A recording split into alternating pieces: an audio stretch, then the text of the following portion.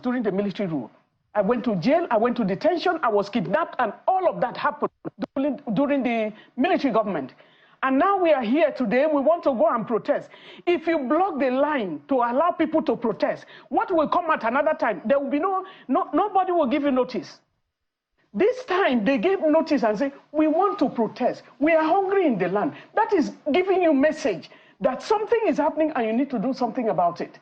And so that gave the Tinubu administration time to negotiate, time to even talk to people, but your signs are what make you not to protest. And let me take it back to when we did the lockdown of the National Assembly. A lot of you were there. Channels, all the media, everybody was on ground there.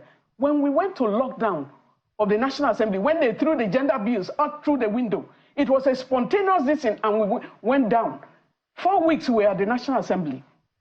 But you have a new administration now, the House of Representatives, for the first time, celebrated, International Women's Day. This year, that was the first time we're having it in the history of our time. And they said, okay, let's look at the gender bills again. You don't have to go to the street. Come talk to us. That's the way the administration moves. You do something that makes people, they have even on their own introduced bills already.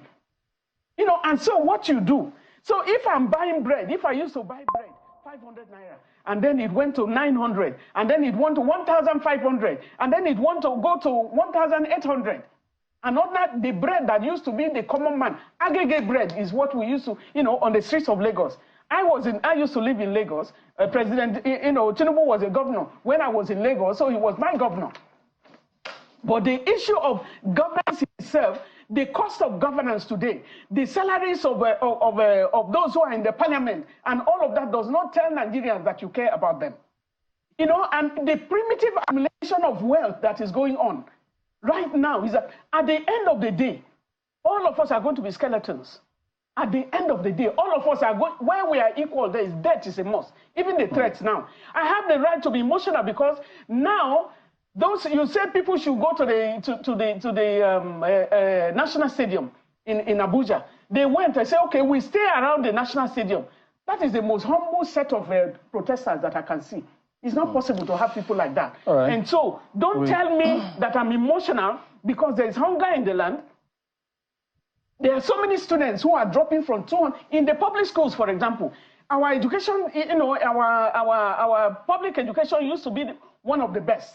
Across Africa, because before the structural adjustment program came, and they adopted it and destroyed the structures, we have beautiful doctors and all of that who are now flying out. Nigeria has the capacity. We are blessed with human resources. More than 62% of the population are young people. Right. If you don't allow them to protest today, if you are now bringing buses and saying, and the police made, you gave a court order, said those who want to protest, go to the stadium. You also brought people who are pro the Tinubu government to the stadium as well. What are you seeing? If we lose any life today, I'm saying the Tinubu administration must take responsibility for any loss of life. Because what they are doing, what they plan to do is what they are doing now. We'll go to break, but how much